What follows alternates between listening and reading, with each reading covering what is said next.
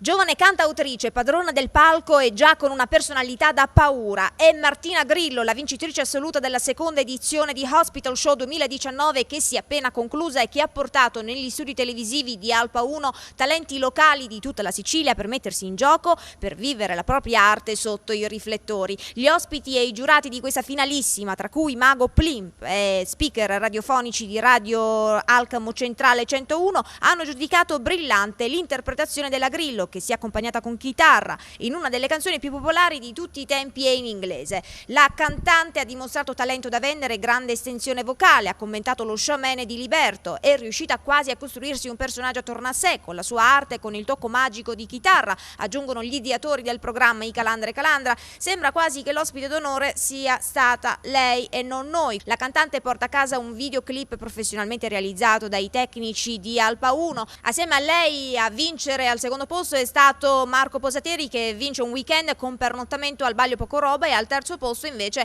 è arrivata Simona Sparacia, un'altra cantante che si è distinta sul palco in questa puntata con il meglio del meglio di questa edizione. Grande soddisfazione per la produzione del talent, che ha già avviato i casting e le selezioni per la terza edizione del 2020. Iscrivendo a casting@alpa1.com è possibile lanciare le proprie candidature.